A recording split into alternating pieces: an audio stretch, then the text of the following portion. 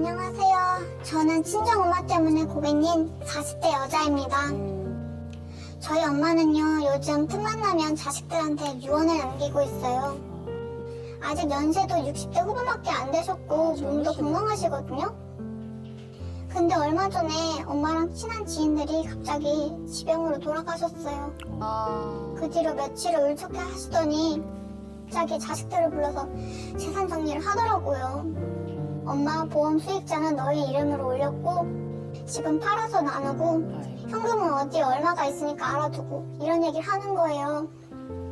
제가 듣다 못해서 엄마 죽을래 받아놨어? 자꾸 쓸데없는 소리 좀 하지 마 하고 나왔어요. 이게 끝이 아니에요. 엄마는 저희 몰래 장례 방법까지 정해놨더라고요. 나 꼴당은 답답하고 니네 아버지처럼 산소에 묻히는 건 더 싫다. 나 죽으면 산이나 강에 뿌려다오. 자식들 찾아오느라 힘들게 올게. 너희들 보고 싶을 땐 엄마가 찾아갈게 하는데 눈물이 핑 돌더라고요. 화가 나서 그럼 우리가 엄마 보고 싶을 땐 어떡하냐. 죽고 나서 찾아뵐 것도 안 남길 엄마가 어디냐 하면서 소리치고 싸웠어요. 엄마는 자식들이랑 죽음에 대한 얘기가 하고 싶은가 봐요. 나중에 치매가 걸리면 요양원에 갈지 연명치료는 할지 장례식은 어떻게 치를지 이런 얘기를 꺼냈는데 저는 듣기가 싫어요. 이런 거 다 정해두면 엄마가 훌쩍 떠나버릴 것만 같거든요. 엄마 없이 어떻게 살라고. 벌써부터 자식들이랑 이별 준비를 하는 우리 엄마를 어떻게 하면 좋을까요? 아우 슬퍼. 아니 어머니가 자식들 만나면 자꾸 이제 유언을 남기시고 네. 근데 우리가 뭐 언젠가는 헤어지겠지만 헤어질 준비를 하는 자식들의 마음은 또 착잡하거든요. 그렇죠. 근데 사연 들어보니까 어머니가 뭐 특히 어디가 아프신 것도 아니고 연세가 많은 건강하시고 연세도 많지 않은데 이런 얘기를 하는 게 자식들 입장에서는 처음엔 좀 그러다가 결국엔 좀 짜증이 날 것 같기도 하거든요. 선생님 어떻게 들으셨어요? 그렇게 짜증나면 더 슬퍼집니다. 네, 분명한 건 저는 이 사연을 들으면서 제가 살짝 이렇게 마음이 뭉클해지더라고요. 네, 제가 먼저 드릴 말씀은 이 딸 참 예쁩니다. 엄마가 하는 이야기에 대해서 생각하고 그 부분을 오랫동안 곱씹고 그러면서 이 부분을 어떻게 해야 될지를 고민하는 그 과정에 엄마에 대한 사랑이 아주 가득 묻어 있어서 사연이 안타깝고 또 속상한 부분도 있지만 이 딸을 둔 엄마는 참 행복하겠다 이런 생각을 좀 먼저 했고요. 이제 우리가 뭐 많은 얘기를 합니다만 죽음이라는 건 한 번도 익숙한 적이 없고요. 이별도 늘 낯설기만 합니다.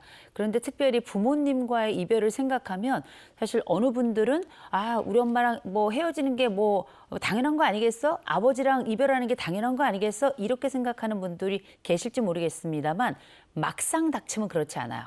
그런데 어떤 분들은 생각만으로도 움찔하는 분들도 계시거든요.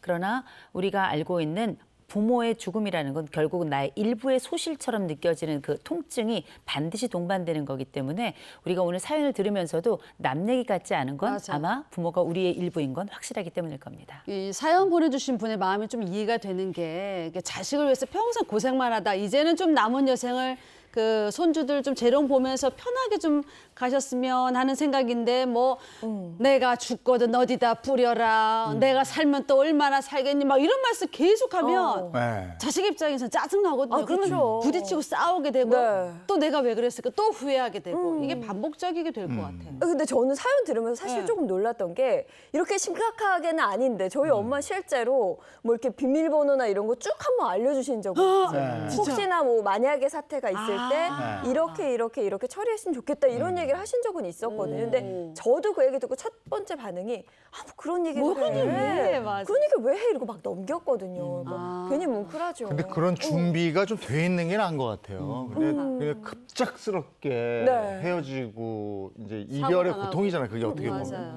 그러면 당황하게 되는데 그런 헤어질 결심이 돼 있어서 준비를 하고 그다음에 대비를 하고 그런 것도 좀 필요한 것 같아요.